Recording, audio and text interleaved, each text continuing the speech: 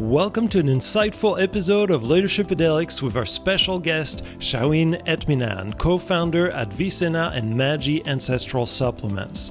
Born in Iran and educated in Canada with a PhD in chemical engineering, Shauheen's journey is both diverse and inspiring. His professional trajectory spans the creation of 6 startups and 2 nonprofits, along with his latest contribution in the field of psychoactive nootropic supplements through the unique Magi product line.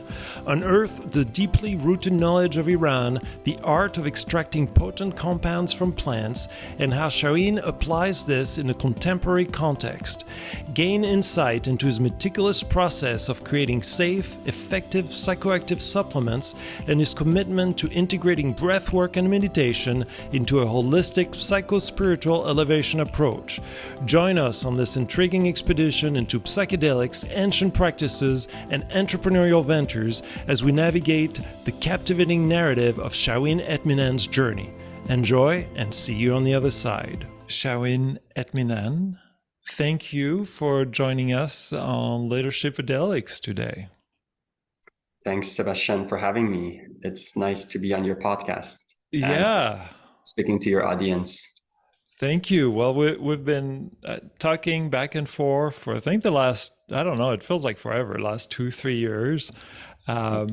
And it's been really a joy just seeing the evolution of your business, and you know your projects, and how much of your heart and your spiritual aspect you pour in your work. You really embody innovation, resilience, and you know, a lot of the qualities that I think people will be interested in learning from.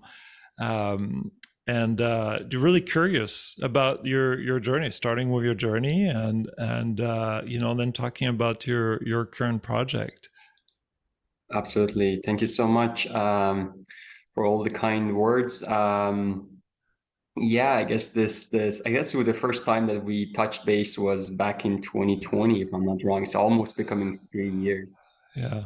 And yeah, I guess like many other players in this space, my journey with psychedelics started not many years ago. It was about 2000, maybe late 2016, that I had my first ayahuasca experience in California, in a more Californian setup, and just that opened, you know, the doors to realizing that there is other things that you can tap into consciously, because we always have that moments that through meditations or through other modalities you can realize that there are parallel universes, or there are realms outside this physical reality. But when you do it intentionally through, you know, a ceremony, especially with a group, which the community plays also an important role. That was basically the journey started with my ayahuasca experience in I would say 2018, late 2017, 2018. I did a lot of self-experimentation with psilocybin mushrooms, and these were all kind of mostly the personal journeys before psychedelic becomes, you know, very bold. I would say maybe the March 2020 was the first conference that came out, and I never forget that.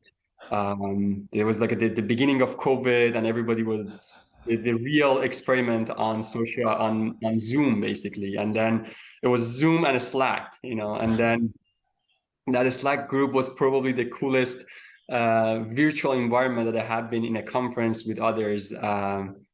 But from there, I'm today here with, I realized that, again, from cannabis industry, which I was working, I came into cannabis very late, but I realized that, like, if you want to be really doing something for good, you have to be there for a long term. I want to open this a little bit later, you know, in our conversation, but yeah, that's kind of like how I touch psychedelics in my life.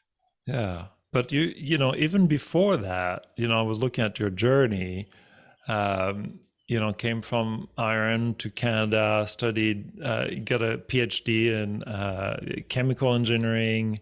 Like that, you were already showing kind of a drive, right? Like there's a certain drive, and I'm curious what your life was like and what was driving you from a leadership perspective before the psychedelics, and also interested about your spiritual connection at the time, and especially the spiritual to ancient medicine, and if that was there yet or not.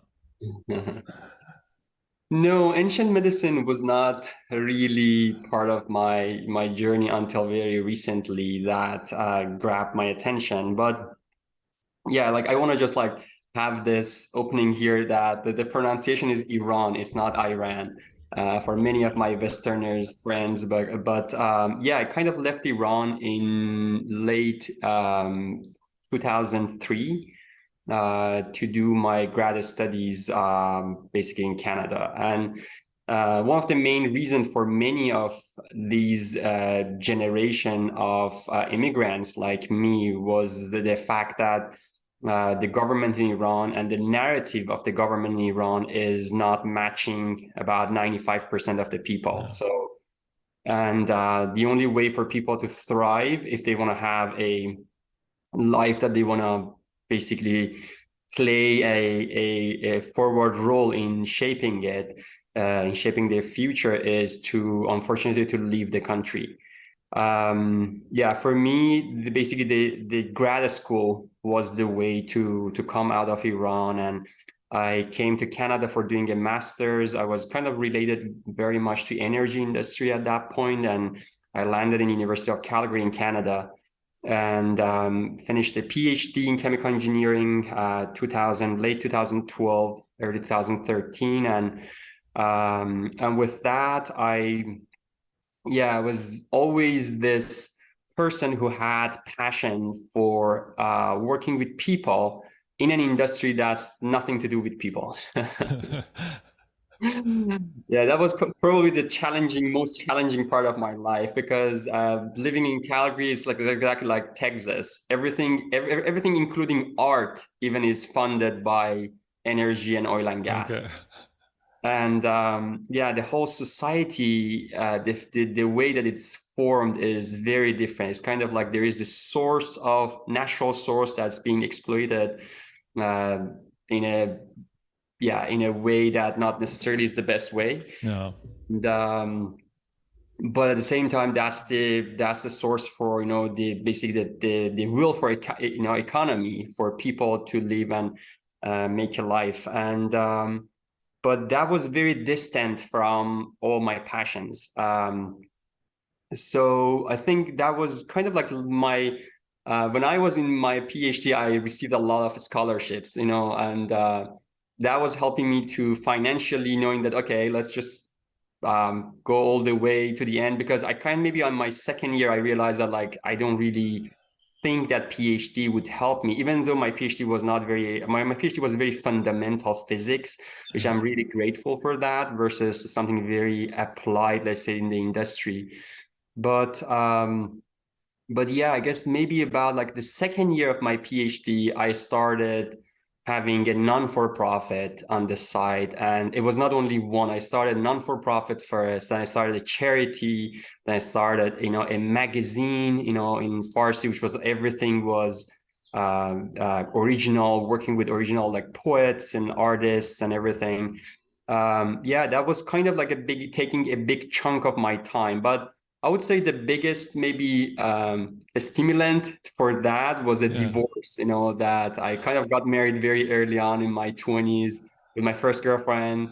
And then the 27, I kind of like had learned a lot from marriage and things that are not working. And so that was kind of like the opening for me to realize that I have a lot to share and I have a lot to exchange with the collective in general. And then basically my journey is not a very individual journey. Yeah, with that, that's always, I found myself a social entrepreneur who got energized with inspiring people to do things voluntarily. You know, it's a big group, let's say about 150 to 200 to 200 volunteers that are passionately working toward the project. And that passion and that activation and mobilization kind of like put me into the path that I was into innovation. I knew how to deal with human resources in a way that they feel content and they feel, Yeah. you know. And then that was kind of like the start of my business journey, you know, as a business entrepreneur. And would you say you were spiritual at that point? Like, what was your daily practice? Like, did you have room at that point for kind of a spiritual side?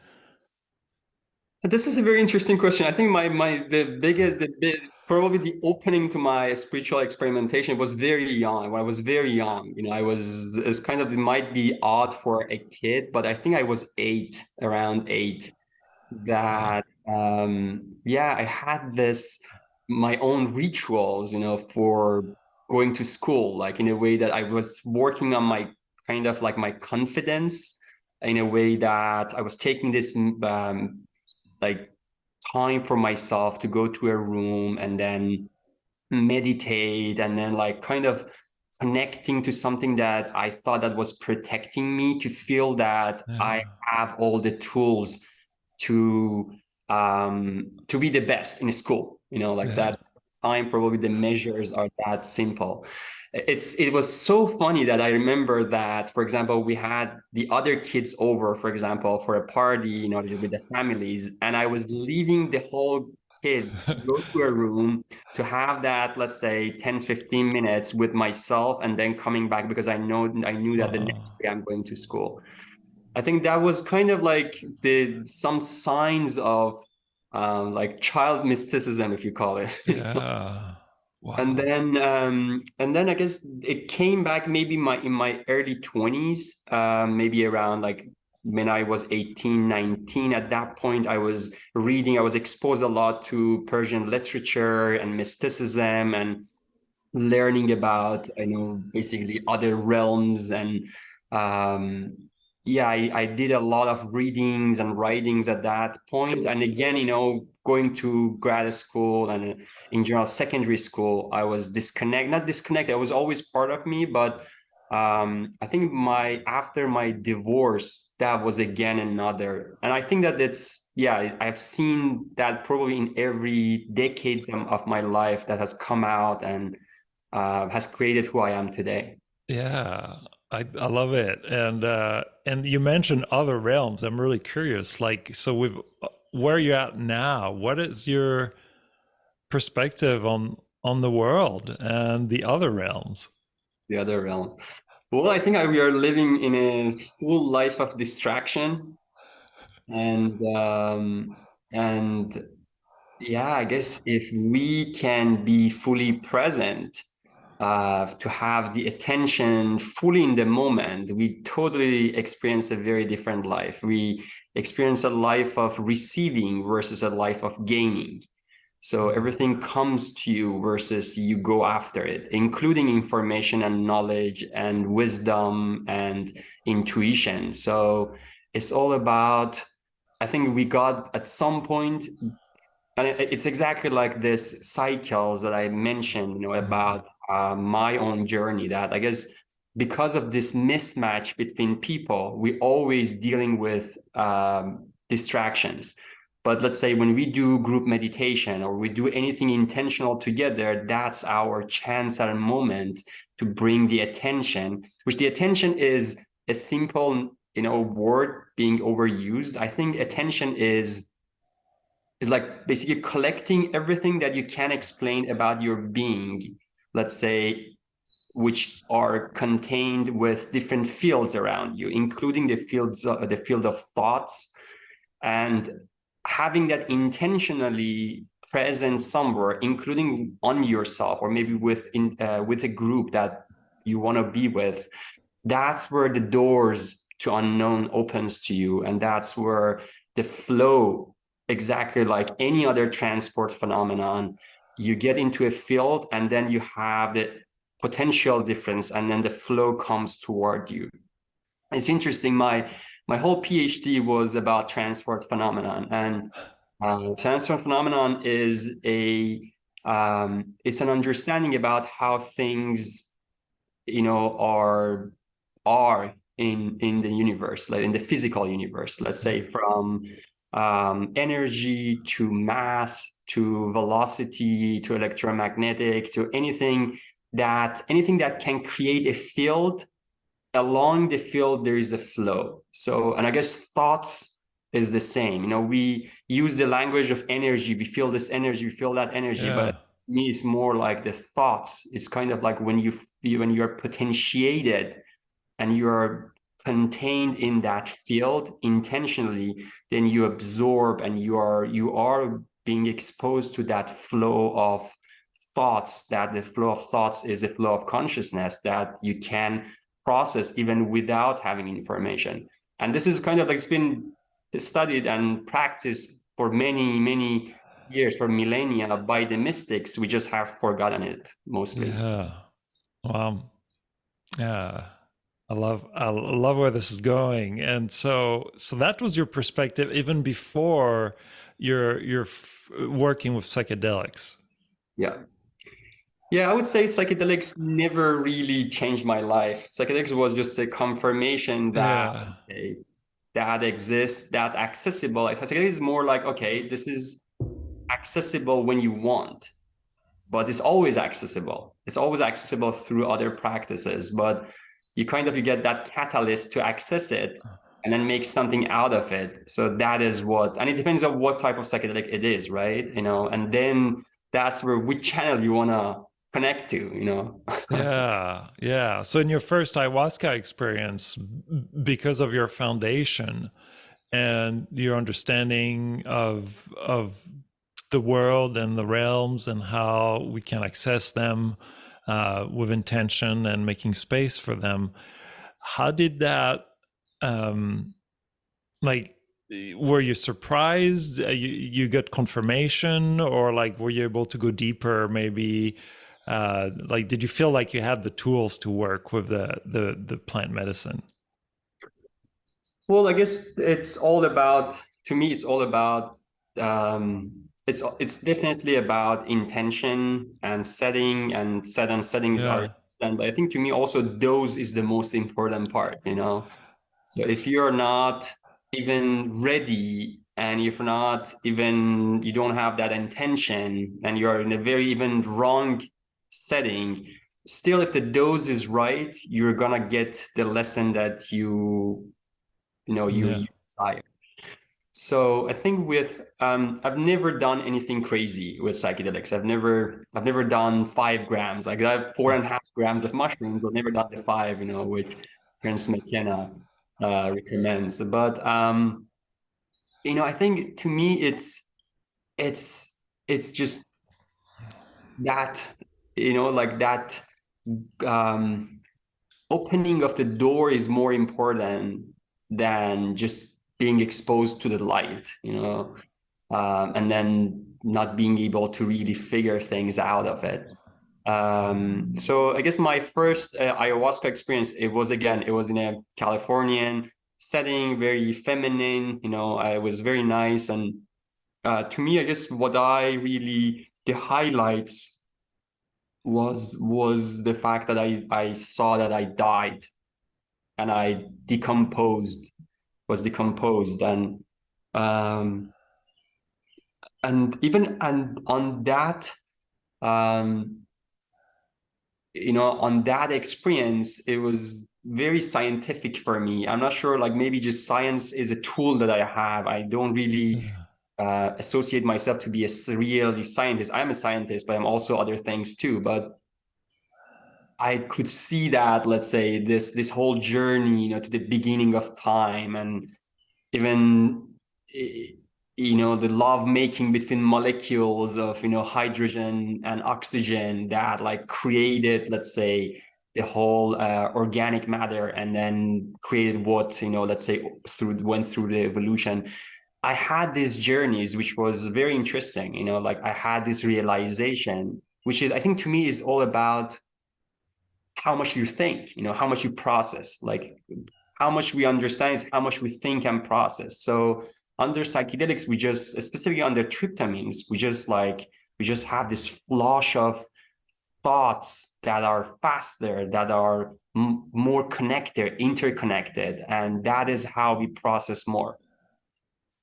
Yeah, I guess to me, the fascination is mostly coming from that side. But specifically with ayahuasca, and this is kind of like what I am also working with in Vicena with, is kind of the presence of beta carbolines. And beta carbolines are opening that dreamy state, that the dreamy state is what you have no control over, right? You don't know what is gonna open up to you, and if this is something desirable or it's not. So with that's the mysterious, that's the mystical side that's always been like making me thrive to do another, let's say, another experience with psychedelics in a way that, let's say, something new is going to open up to me. But at the same time, I realize that when you're open to the unknown, or where you're open to this kind of like the fast processing, or fast processing in a way that it's not coming from your first person view, is coming from a third person view, because the first person view is the ego point of view, but the third person view is like where you are also looking at yourself from outside. And that is where we get to understand things very differently. And that's something that you can incorporate into your life even without psychedelics. You can do it, with other practices. And yeah, that's something that I've tried to keep, as part of my daily practice. And it's definitely, it gets, weekend, and then you have to just strengthen it again, by some practices, or by just sitting by yourself, or whatever, that you can comfortable with. But yeah, that's kind of like how I see and looking. Yeah.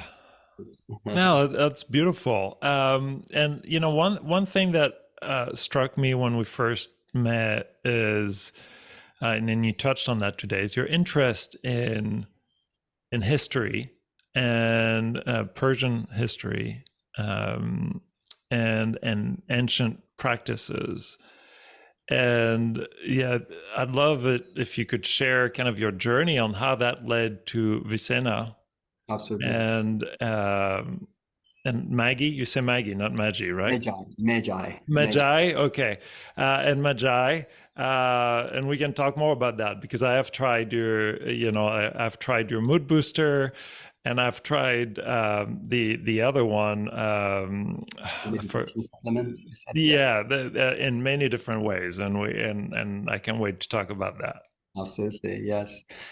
Yeah, I think it's interesting because it's like, to me, exposure to maybe history is like, I've never been really fascinated with history. I've been fascinated with the knowledge of individuals. And I think specifically like how I came to this whole, let's say, realm of natural compounds or natural medicine was through a company back when I was living in San Francisco in 2018. I was kind of invited to join a company as, basically a future CTO that was working on cannabis. This is kind of like the late, the late part of cannabis before it just like falls down. And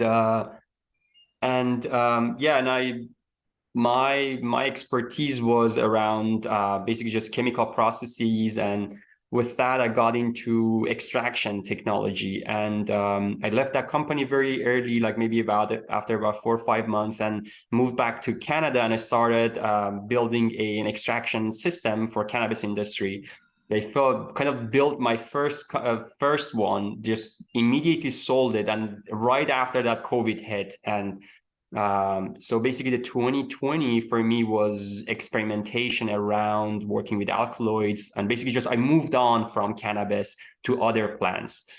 So moving on from cannabis to other plants was basically brought me to look into some of the ancient, because there's a lot of information from the ancient medicine that they have investigated, have found, investigated, tested these herbs, let's say 1,000 years ago, and specifically in Iran, and even before, like even not specifically, not only in Iran, even in Europe, like Avicenna was very well known before the modern medicine, as his books is called, one of them is called the Book of Healing, and the other one is called the Canon of Medicine. These are like two kind of like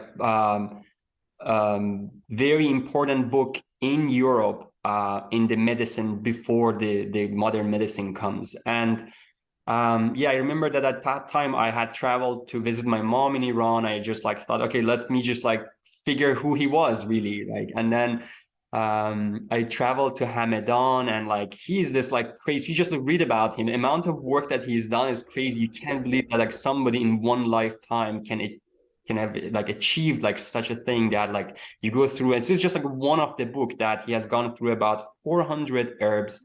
And if you go to the book, they have like maybe 1 or 2 pages about each herbs, but specifically even about cannabis, he had, a lot of information that's like, they had distinguished, let's say, sativa from the other one. And the names are different, but they're based on colors. But that was kind of like, for me, that was the vision that it's right. Even the name Avicenna came from that. Like I thought that, okay, like I want to really build an AI version of Avicenna in the 21st century. And that was why I dropped the A and I, and then Vicenna came out. So that's how the name actually came out.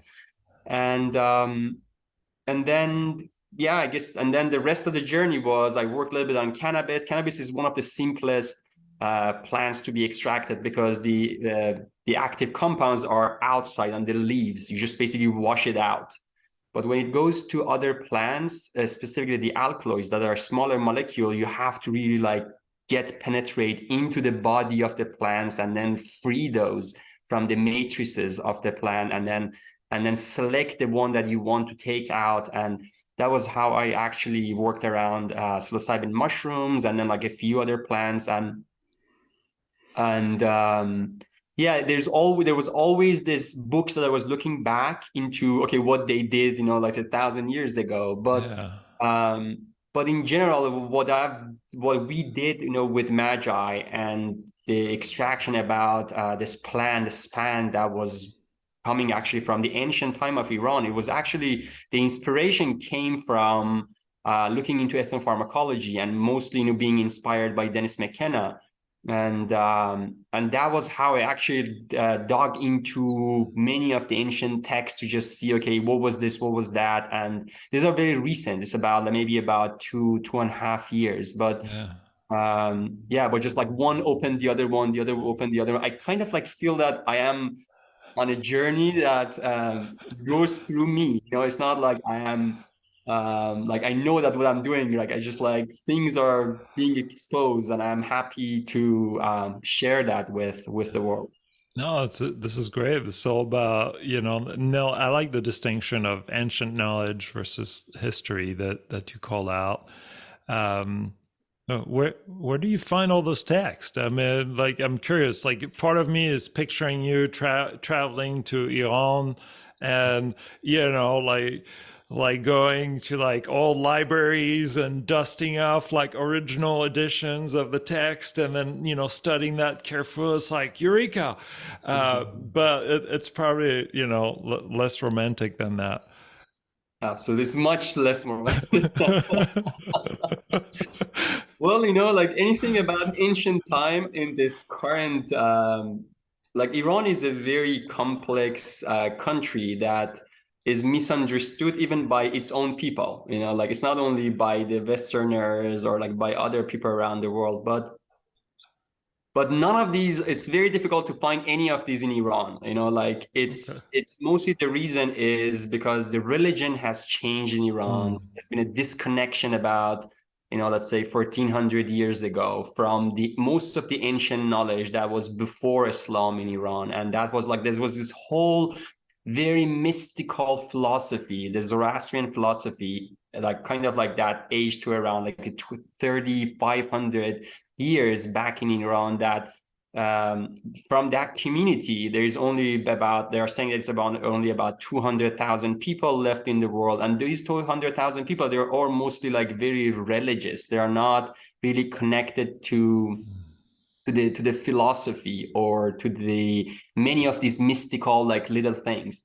And then the revolution in Iran, which is again an Islamic revolution, that was again another, you know, invasion on many of the mystical practices, because the current narrative is all about Sharia, which Sharia is basically just, you just have to follow. You're not asking any question. You are not experiencing God, which is like in Iran, like most of the religion, which has been, a lot of religion actually came in out of Iran. Most of them has been experiential. Like Sufism is an experiential path, you know, like Zoroastrianism was an experiential path. None of them were a religion, like a dogmatic religion that you have to really follow things.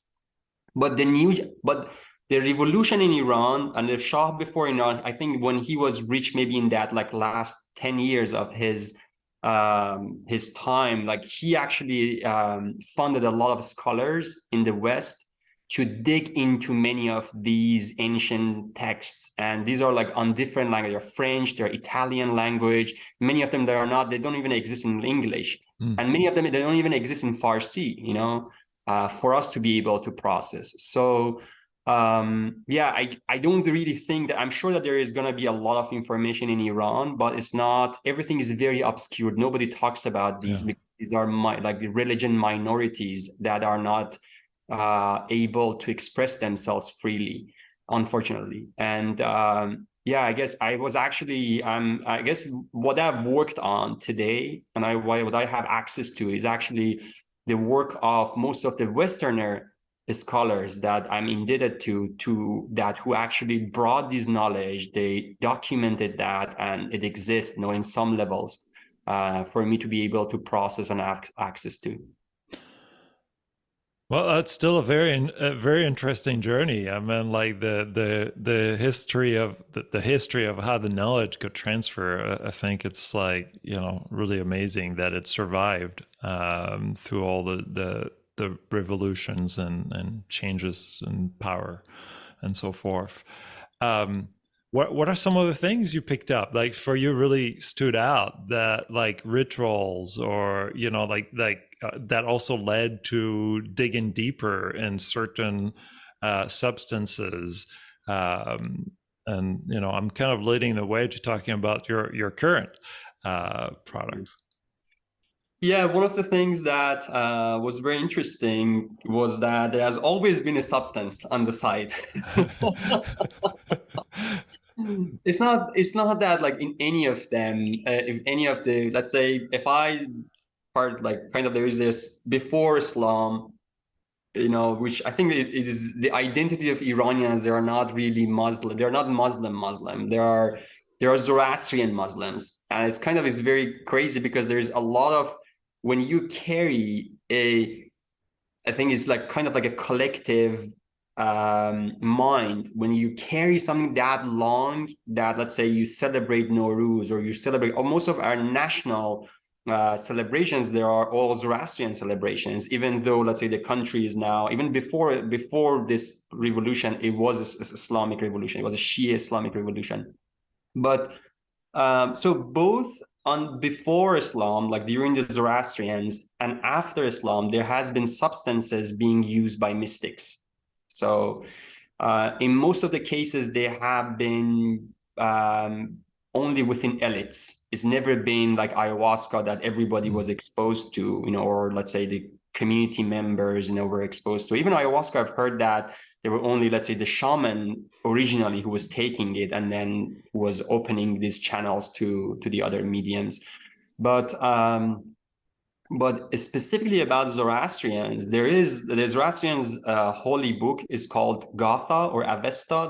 Avesta is like more extended, but there are 2-3 chapters in Avesta about Homa, which Homa was this potion that was psychoactive. And there is kind of like, they have talked a lot about how under Homa, what you feel, what was the subjective experience, what was the physiological experience, and I would say, like, I want to mention actually the name of two people here. One of them is David Flattery, which is actually an ethnopharmacologist. He hasn't been active for many years, but he and his colleague Martin Schwartz, who is actually a Western linguist, they actually wrote a book called Homa and Harmaline back in 1979 and 1989. That they actually went through all these texts. Is one of the most valid studies that they went through the ancient texts to open up many of these, let's say, narratives or referrals, and then how they were related to this, let's say, psychoactive compound. And for example, you see that, that there are referrals to Zarathustra, who was the founder, of the Zoroastrian philosophy, that he actually basically received his revelation in a dreamy state. He actually wakes up and then he still said that I feel that I'm still in this dreamy state. So these are very physiological narratives. And then there are even names, there are even terms for the subjective experiences. For example, the name of the star, this is an old Avestan term, it's not Farsi. Star means to have your consciousness spreading out.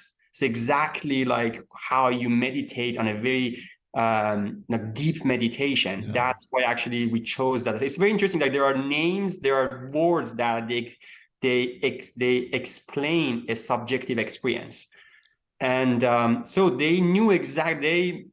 Basically, the magi, which is the plural of moges, in Farsi we call them mog. So they were the priests of pre-Zoroastrian and Zoroastrian time, that for many years they had these techniques for having access to ecstatic states. And they were very intentional. They were within themselves, they were within the magi. And they were like kind of like inviting people. For example, at some point, they invited the king of their time to take this, to open his eyes about, let's say, the other realms. And then there were, let's say, stories. There is a whole book about this called the Book of Arda Viraz, which is probably the earliest, trip report. So the whole book is a trip report. It's like 8,000 words that, if you go through it, it's a trip report. It's available actually on Google as well for free. So there's a book about the first chapter of this, that it explains that, let's say, the magi invite a person, basically they just go through a draw. They invite this person to send him to the other realms, somebody who is not a mogas, who is not a priest, that's like from regular people, to go to the other realms to check that their basically their practices are are to the right gods. Like kind of like they were checking with the other realms, and then come back and then share it with other people. And the referrals, let's say, to these fire temples, and these are all real. So the whole story is real. And so this book specifically is the most explicit referral to taking, let's say, it's the number of the cups, like he drinks 3 cups. I was going to ask you if the dosage was even in there. So that's actually the picture on top of my LinkedIn as well. So this is kind of like actually somebody in 1790, like just do an illustration on this whole book. I think he's like a Parsi Zoroastrian. Zoroastrian actually, some of them moved to India. Actually, he translated the whole thing into Farsi, and then he makes it he makes this illustration about the journey of Arda Viraz, which Arda means the righteous. So he was the righteous person. I think this is also a distinction, that not anybody can go to the other realms and bring the message. It has to be a person who is trusted by community, who is a right person, who is chosen, and then he has this 7 days out of body journey that he goes and he brings the message. 7 days. Wow. It's like a vision quest. Yeah, and it's very interesting because like during these 7 days, there's all these chanting the hymn. It's exactly like ayahuasca journey. They chanting the hymn of Zarathustra. They're just like having fire by him all the time to keep his body warm. So these are the story, on the book. Mm.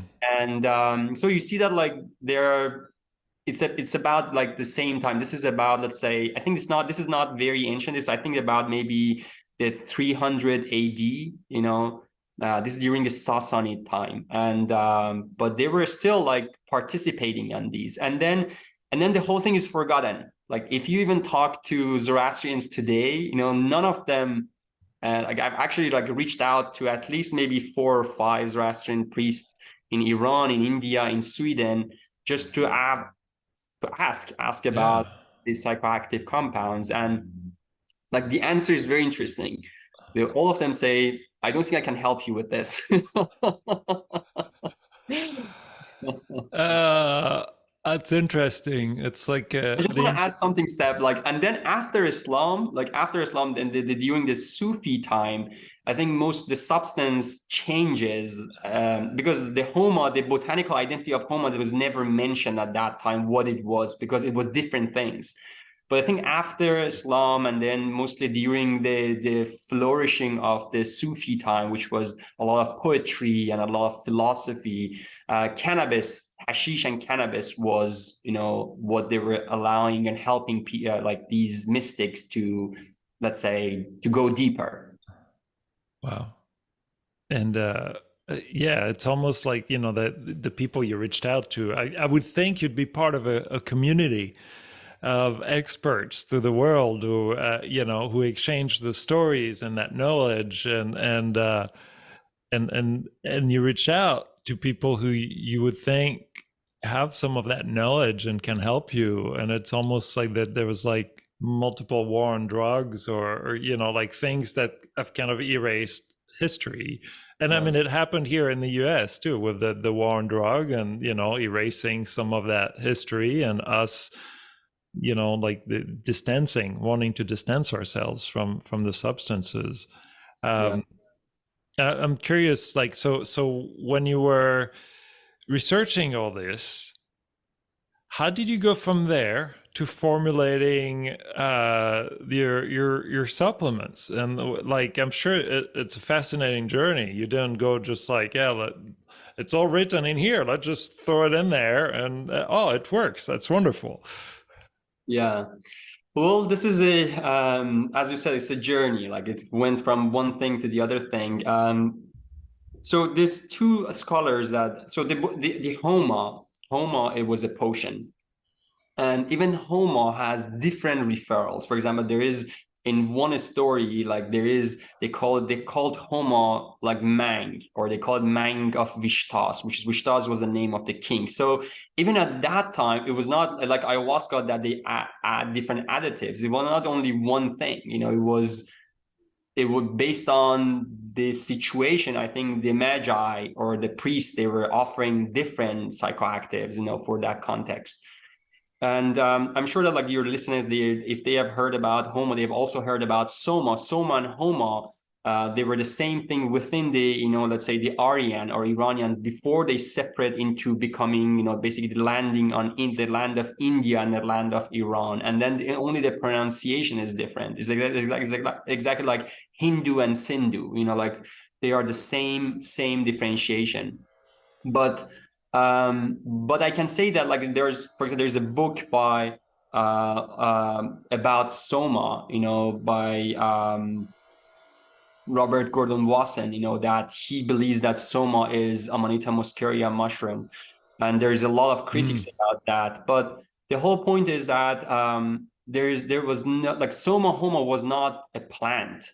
Soma Homa, they were potions, they were mixtures, they were extracts, and it was not always one botanical, let's say source. They were mixtures. So the name Homa or Soma is there specifically. Like I'm working on Homa specifically because there's more information, there's more documentation about Homa, because Rig Veda was transcribed 1,000 years before Avesta, and there is a lot of metaphor in Rig Veda. So that's why and the other thing is that the flora, which is the plants, or the scene of the plants of Iran and India is very different. Iran, northeast of Iran, is very dry, versus India is more like green. And so they were using different psychoactives, and they were just inducing on these different altered states. But in general, what I found through these texts, and I trusted that, was the fact that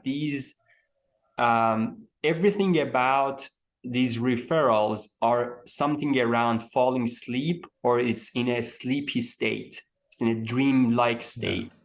And none of the tryptamines create that dream-like state. They are just like make you, very alert, and you're thinking and all of this. So it was not a DMT, it was not a psilocybin, it was something that was different. And looking at specifically like the whole book of Homa and Harmaline, David Flattery, who's actually alive and who's also an advisor of mine, in his book, he believed, basically for the first time, he comes out and he says that, like, among everything else that people think, is including Zoroastrians, because Zoroastrians believe that the plant is ephedra, which ephedra effect is very, very much like ephedrine is very much like, it's an amphetamine, is very much like MDMA. But MDMA effect is basically, it just reverts sleep. It doesn't allow you to sleep. It's not like something that there's like a dreamy state. So the whole thing, you see that even within the context of the Zoroastrian pantheon, this has changed. Like basically they replaced another plant, which the effect is not, matching the referrals in the books. So the only thing that actually matches that is this plant called the span, or Syrian rue, or Pegonum harmala, which is very widely growing in Iran. And it has the same alkaloids as in the bark of Banisteriopsis caapi, which exists in ayahuasca brew. And so that is where the mystery comes from. So that was that, did you figure that out, or did you have a haha moment, and it's like how did that you connect those dots? I had this lab that I was extracting everything. And I remember I shared these maybe early 2020 to one of the VCs in this space, that I brought my extract of Pegonum harmala. But at the same time, I was reading the book, I was learning, but I hadn't worked with the compounds. So what we did was that these compounds are legal. They are not scheduled in the US. So we started extracting and isolating them.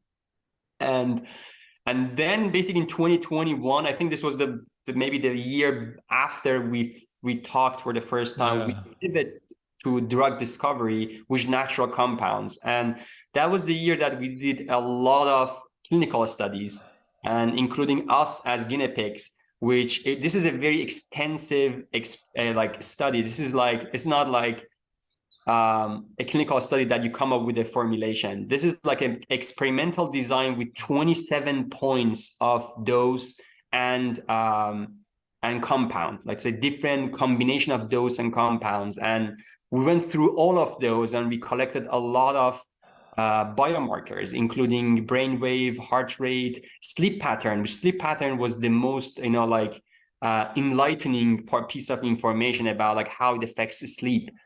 So based on those, we were trying to actually bring any other companies in the space, basically push, for an IND, get to a phase 1 for a very niche indication that we thought that, okay, that's what we want to work on. But then it was last summer that we decided, okay, this is probably a very risky area for us to raise and get to a 500 million, exactly like many other companies in this space. Let's just see what we have, and then bring those that are non-scheduled into market. And so beta carbolines are non-scheduled, and I guess beta carbolines and mysticism, there is something between these two. So that's why actually we started to look into some of the practices that allow you to tap into the realm of unconscious, to the unknown. That's where actually the meditation, I made the meditation supplement and the lucid dreaming supplement. So these are the active practices that allow you to to basically to surface your consciousness to the unconscious. Yeah. So yeah, that's kind of like how the path went to where Magi came out. So before we get to that, and I really want to share my experiences there. Before we get to that, um, I'm curious, when you were using yourselves as guinea pigs, like I'm sure it's different when you do clinical trials. You need to have guardrails and boundaries and have it pretty safe. And maybe when you're doing it on yourself, you've got a little bit more leeway of exploration. Are there some experiences that stand out where you're like, oh shit, I shouldn't have done that? Or like, wow, this is awesome, but we could never release that because not everybody could do that and the dose would need to be too high. Well, absolutely, like but I remember like John, my partner, like when we started just basically just defining these doses, I made them all half, like because like it was really a high. And but yeah, there were, what we did was that it was like the two of us, we went through the whole thing, but we had a lot of volunteers from our friends that they wanted, let's say, to join us on a single, study. And yeah, I remember that one of them, we actually had an Airbnb here in Horseshoe Bay, in BC. And yeah, there were five of us, or maybe three of us. So yeah, five of us. And usually my body on beta carbolines, I'm not sure what it is. First of all, I always throw up. There's no single time that, I can skip that. And when I throw up, then the journey goes to the next stage, So they were, for example, I think we started maybe around 2 p.m. They were done by 6 p.m. and I was still high by 1 a.m., and it was just going to the next and next and next. And it's very interesting, like for example, on this specific formulation, and then we had found these zones that, let's say, if you're, for example, you're on the first zone, your body still is trying to digest and react, and the second zone is where you are having that like more steady experience. And for example, on zone 2, if you were doing breath work, then you were getting again back to zone 1. Like it's kind of like you can always also play with it, with some of some practices, specifically with breath work and meditation.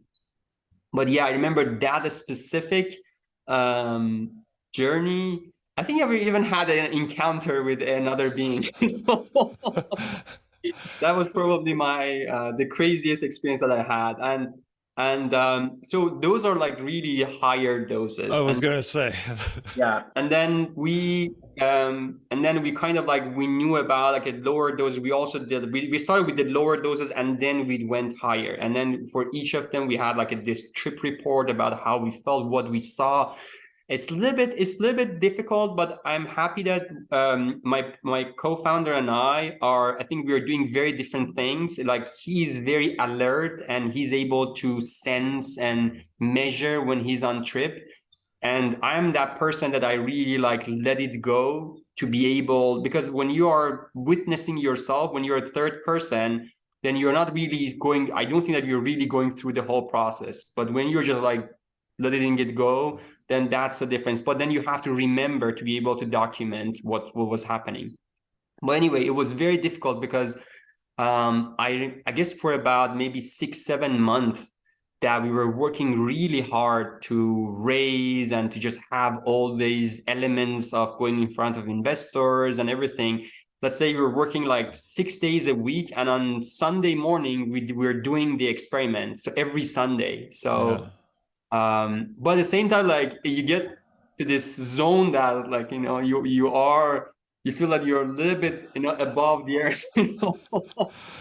That's awesome. And then on Monday, you start again with the investors. Yeah. Yeah. And you probably need to be a little bit above the earth and in that zone still and have that glow. I'm sure it helps. That's wonderful. So, okay, now how do you take this and when you that knowledge, your journals, the notes you took, and craft the perfect formula. Like when you craft it, what is the intent that you set for people who will consume it? Because you can't do the really high dose, and then you can't do it too low, and then you have to make it work for most people, knowing that everybody is different. How do you approach that? Yeah. I guess the first thing is coming from toxicology. So you know exactly like how much of these compounds on a regular, let's say, weight body effect, like makes what type of effects. And then let's say, and then the other thing is drug-drug interaction, and then the safety zone. Like I guess we have some perception about the effect ourselves, let's say based on this much milligram. But then there is also, there's also toxicology studies that was one of the paramount studies that we did, with a third party toxicologist to just realize that, okay, this is the safe zone for us to go out, let's say, with putting different compounds together. So most of the formulations that we have outside, they're all combined formulation. They are not single. There's not single compound. And even though on our, for example, on our, let's say, the bottles, it says that as the supplement fact, it says that this is for example, this is this extract. So what we do is that we extract it to an API grade, which is like about 99%, 99.5%. And then we have all the extract, and then we recombine them on our formulation. So every formula that we have, it's not a botanical extract, which makes it, let's say, non-consistent from one dose to the other. So they're all the same. But so the intention was, I think I also had a lot of experience with microdosing, like the term microdosing in general from psilocybin. And with microdosing they call it the sub-perceptual, but I don't really think that like it's really sub-perceptual. But we were actually discussing this with Paul Austin about like sub-perceptual versus sub-intoxicating. Like you still like have something, that like there is this buzz in your body, but it's not intoxicating. So there is this sub-perceptual, which we call them microdose, and then we created this mini dose, which is sub-intoxicating. So you feel it, but the feeling is not very strong. So we thought that starting with these two, which are very safe, like from a toxicology point of view, to subjective experience, it allows us to enroll people to have these experiences, even though they have never had a psychoactive experience.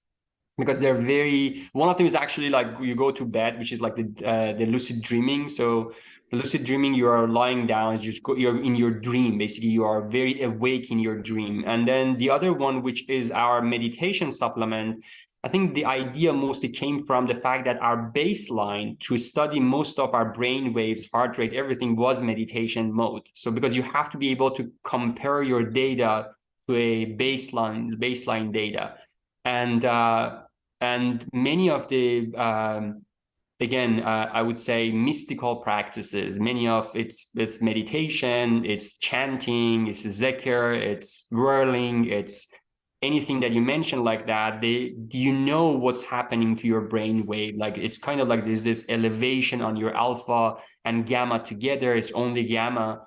So we thought that let's just focus on meditation, which we know we have a lot of data, and we know how this makes a difference, on a very contained and, let's say, known dose. So that was how actually these came out. But our intention was in general around the fact that both of me and my co-founder, we really believe in personal practices, mindfulness practices. So this is the path to psycho-spiritual elevation. This is what we miss in the whole world. Like there are, our brain is not only the intellectual side. Like now we're talking a lot about, let's say, the psychology and maybe psychological disorder, but it's not only that. There's a psychology and spirituality. They're kind of like intertwined with your intellectuality. So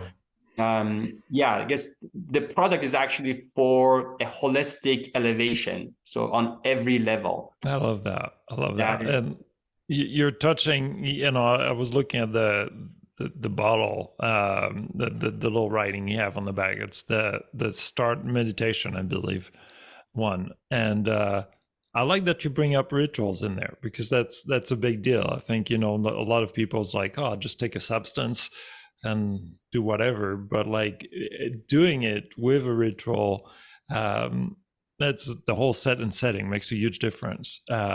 So, I'll share my experience now with Start. So I've tried it many different ways. The first time I tried it, I just tried one dose of it, and I woke up at 5 in the morning and went to my meditation room and burned some frankincense and which that always helps, and then started to go in my practice, and I could feel it. It was very gentle, and it really took me more just to that space. It's almost like it was maybe I woke up too early, but it's almost like it was bringing a lucid dreaming aspect in a very gentle way to the experience. And that continued after the meditation, kind of like through the morning, through my morning practice. And that was wonderful. And then, but the next time I did it, and there's no but really, the next time I did it the next day is I woke up earlier at 4 in the morning, and I did 2 doses, and that completely put me out. But then the whole family fell sick, so I think it was completely unrelated. I think, but it completely put me out, but I don't think it was the dosage. And then I did another one.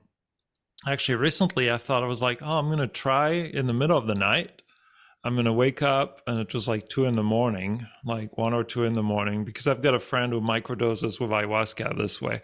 And I woke up at 2 in the morning and took 1 dose and went back to bed. Like I didn't leave my bed or anything, just like got up enough to drink something and swallow the supplement.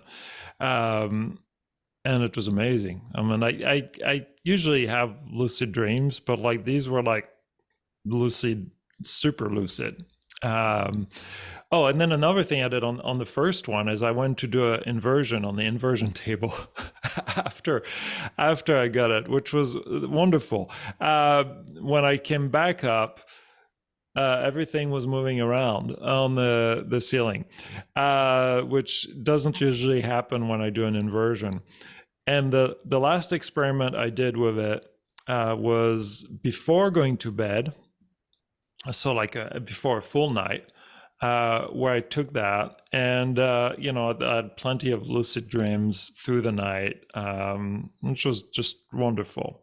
So that was the start, the meditation supplement. And then I tried your mood booster as well, and that one was fantastic. I don't know, it's. I'm hoping you didn't put any coffee derivative in there, because it's always like some of those, they always trick you with that, and it's like they either put some sugar, green tea of coffee derivative, and I'm like, and all of a sudden, so I took it in the morning, and I knew exactly when it kicked in. And it wasn't like I do microdose of psilocybin, and it's a completely different feeling.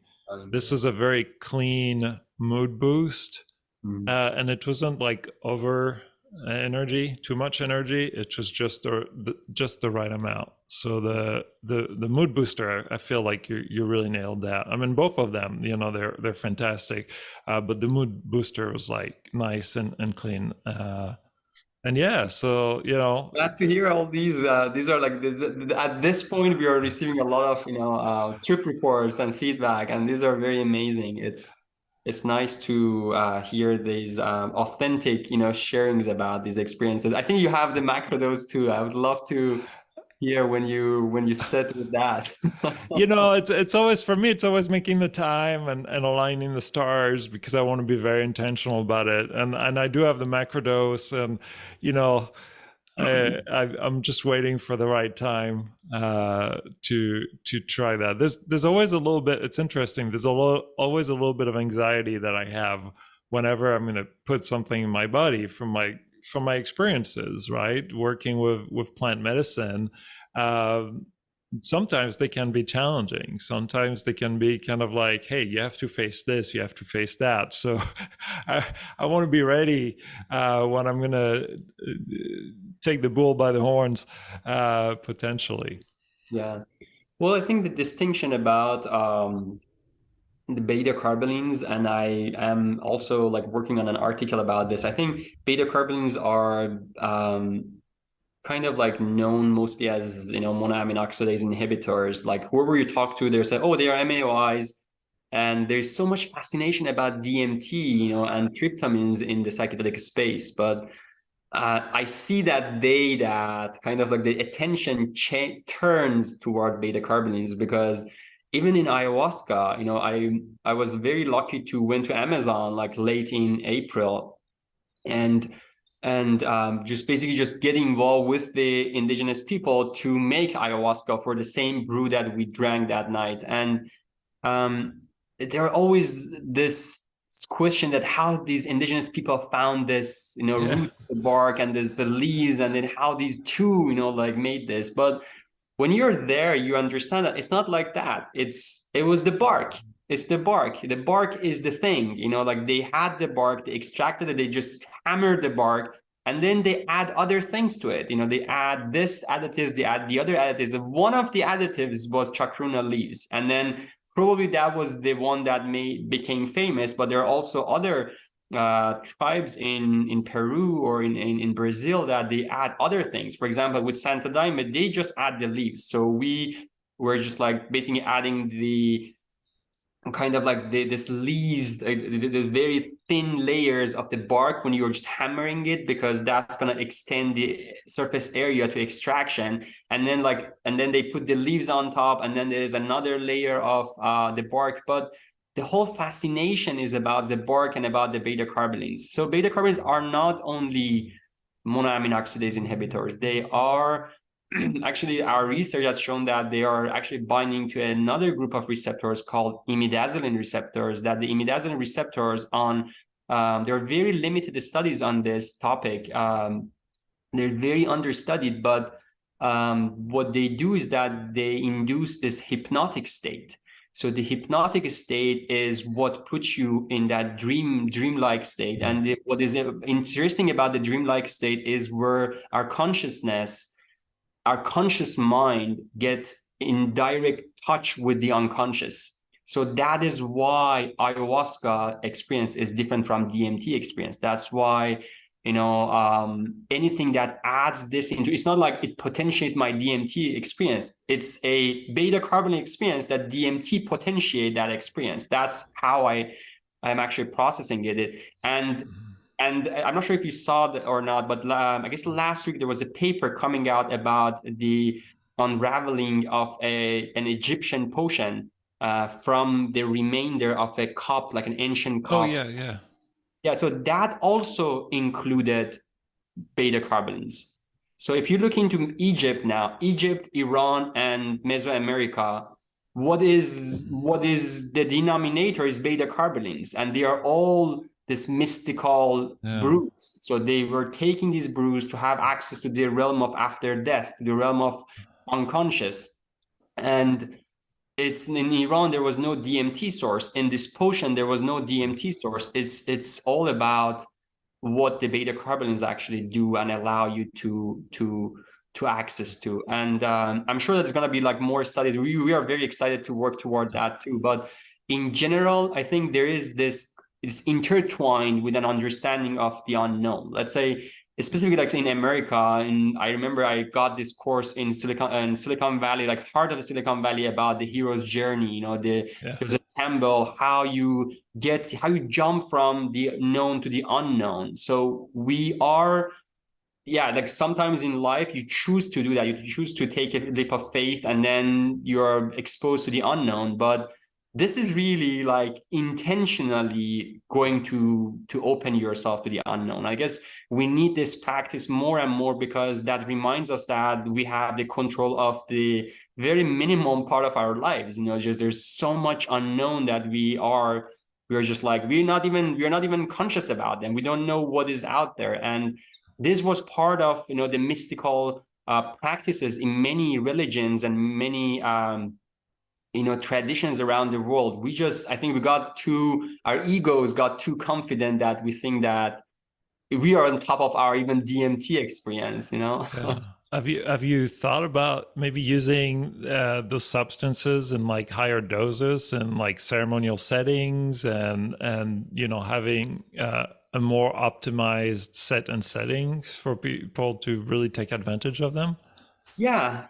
I think like we are launching our macrodose in Denver next week, and so with the macrodose, it's very intentional. Like it actually comes with a very detailed explanation about like how and direction about what you have to do, in what context it has to be taken.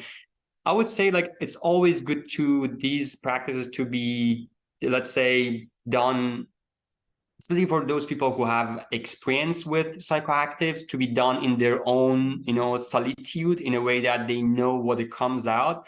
And then the other part, which is very interesting, is the collective part. The collective part was actually my observation from the Santo Daime Church, which is like 100 years old religion that is engineered. The whole thing is engineered around like the collective experience. It's not, you take ayahuasca in a, let's say in other settings, and then you lie down and then you go through your own journey. But when you are with Santo Daime, you're dancing for 6 hours on ayahuasca, which I thought that's impossible, because usually my body is really like sick and I'm throwing up. But you are kind of like, you put something on top of your personal experience, and that's where the consciousness is like overlaps. It gets outside your field of thoughts and beings, and it becomes more collective. I think this is something that I'm specifically very interested in. I'm doing some experimentation to see that what is the best and most reverent way to bring it out. Yeah. And I guess, yeah, we'll just see, how it goes. That's fantastic. I'm looking forward to that. I can see, either bringing some tradition. I'm not even sure what if music and how music would be used, because it's like, does it in higher doses, do you experience similar reactions to music as you would with psychedelics? I think music is more like, music is what contains you through that. Like, that there is this vector, there is this axis Yeah. that you're attached to and it's going forward. I guess to me, music or even chanting, they're all like that. So for you not to lose the track of where you are, like the time and everything. But the type of the music, and I guess the other thing which was very interesting for me is actually like movement and chanting. Movement and chanting takes it to the next level. Yeah. And for example, with ayahuasca, again, Santo Daime has it. But for example, with other mystic traditions, we have a whirling, or we have like some zikr that they also move their heads. So there's always these elements that they potentiate you when you are on that meditative state. But yeah, it's all open for experimentation. But the whole thing is that, like, as I said, it has to be, it has to map every element about the experience. And then I guess the most beautiful way is actually like to honor. I guess this is where I really like to merge all the mystical tradition together, because there always been this like Sufism and Judaism and and Zoroastrianism and Buddhism, and like people are, this is again another way to separate people. But when there is this secular mysticism that you can just sit together regardless of like the practice, you can just share, like again, your field of thoughts and mind. That is, I guess, to me, that's the next curation that has to come through a collective mystical approach, I would Yeah, say. it's wonderful. Yeah, sign me up if you. I'm so interested in how you're going to bring that to life, what that journey is going to look like, and as you were talking, I get that vision of a beautiful ceremony, and I think it's going to be amazing. So, what's next for you? I mean, you've got the conference next week. Yeah, what are your upcoming plans? Yeah, I think the conference is going to be very big for us because it's all about yeah, we are not known by many. It's just like just putting the brand out, and that we exist is one way to get more feedback. And so the other thing that we always take on is actually getting more feedback to make some of these formula even more effective, or like work around maybe adding another elements. Or so we are launching next week, we are launching our first macrodose, which is called Revelation. So it's a Revelation 8 actually. And yeah, and then we have two more macro doses that comes. One of them is called yeah, we have chosen different names. One of them is more around like epiphanies, and but the whole point is around conscious transpassing planes of consciousness in a way that like you absorb, you receive information. So we have that ability, inherent in us, that if we are how can I say, like if we are aligned with whatever is running the universe, then the flow goes through us. So I guess yeah, this experimentation around this practice is what comes with Magi, and it has to come through the community, and community is very important in terms of their feedback, in terms of their participation, in terms of also the community building. So I guess these are what comes next, plus our new formulation. Okay. Do you have if people want to be part of that community, do you have a location right now, or is that coming soon? Yeah, I guess it's gonna be something beside Magi, like yeah, I guess we're gonna announce it probably like around some more events in September. But yeah, I'm already working on those. Okay. Oh, that's wonderful. I don't want to I don't want to let you let the cat out of the bag before the cat is ready to come out of the bag, I guess.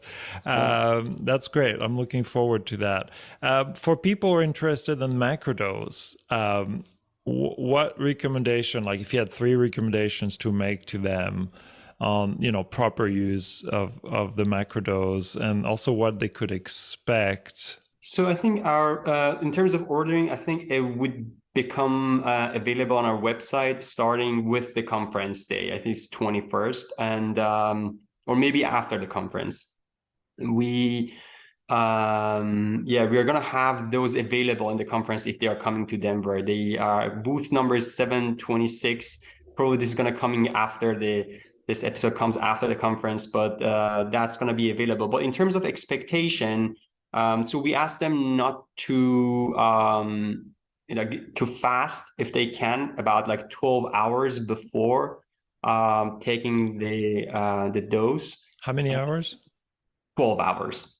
12. Like maybe just like, let's say, don't take anything from the night, and then and also it's good that they don't take any processed food. It's exactly like a little bit like ayahuasca is. We have tested it. It's very safe, but just in case, there's always this outlier, person with different physiology, that these are coming on the on the manual of that comes with the compound. But in terms of expectation, it's yeah, the best way is just take it and lie down, or just sit in a meditative state. And so the effect, if I'm gonna like explain a little bit about the effect, on when you are, for example, taking LSD or any tryptamine based supplement, or psychoactives, they are like, after a while when they kick in, you feel like from the way that you think differently, you feel that like it's starting. But with these, you feel a little bit numb, like you may feel that like you don't have your energy. But the best way is not to try to actively do anything. It's just it's turning your monkey brain down. It allows you just to be present and perceive and receive. So that is a tool for sharpening intuition. That's a tool for opening to the flow of knowledge to come toward you. And flow of knowledge come to us, when we fall asleep, specifically in a REM sleep. This kind of like being in a REM sleep when you're awake. So that is why, for example, our the lucid dreaming supplement does the same thing, but you're mostly awake when things are happening.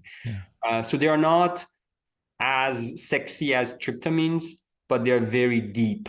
And I would say this is that perpendicular direction that ayahuasca adds. Let's say if you compare ayahuasca to any type of, let's say, DMT, experience alone.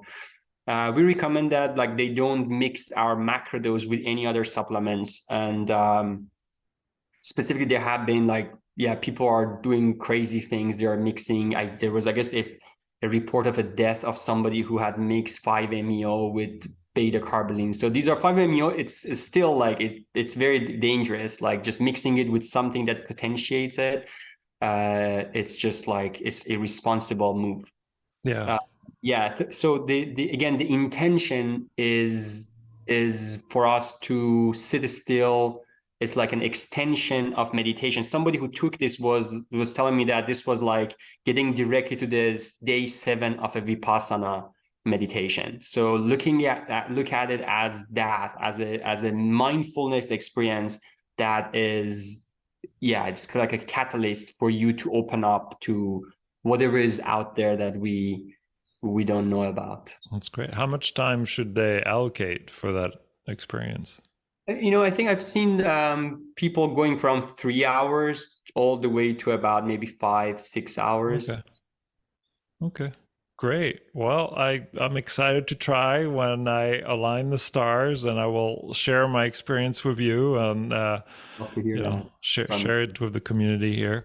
And who knows, by the time this episode comes out, I might have tried it by then and add that trip report at the end of the interview.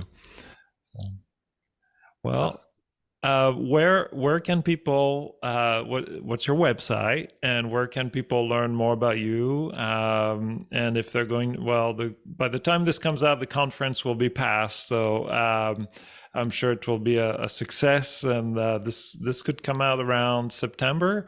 So, you might even have the community aspect up at the time. Absolutely. Yes, if they want to find us, the brand is called Magi, is MAGI, and the URL, the website is called ancestralmagi.com, ancestralmagi.com. And our products are available. They are legal in the United States, and they can order. It would be delivered to their address. And so we answer all the questions. So if they have any questions specifically about the products, they can go to our contact us page on ancestralmagi.com. And if they want to, let's say, many of the questions that comes to us is about, let's say, I'm on this antidepressant, can I take it? I'm on the other drug, can I take it? So for those, we are communicating with our medical team, and then as much as we know, because many of them, you don't really know much about them. It's just very experimental. But if we don't know, we don't recommend them. But we answer all the questions. If they want to reach out to us, I'm accessible on LinkedIn. Just search my name, and I would be happy to connect. And for any collaboration. And if this conversation, like many of the other conversations that Sebastian you have had and inspired so many people, if it inspires anybody, we would love to connect with and collaborate, hopefully. Oh, wonderful. Well, thank you so much for your time today and for sharing your knowledge and wisdom in your journey. I really appreciated it. Thank you. Sebastian. My pleasure. Thanks for your time. Thank you. Thank you. Thanks for listening. If you like the show, please subscribe to it on Apple Podcasts, follow me on Instagram at Leadershipedelics, or stop by my website and say hi at fooyad.com. That's Fooyad. There's a lot going on, and I'd love to hear from you all, the listeners that tune in every week. And if you have suggestions for future guests, don't hesitate to reach out. I'm there, and I'd love to get more guests on the show. Thank you. Have a great day.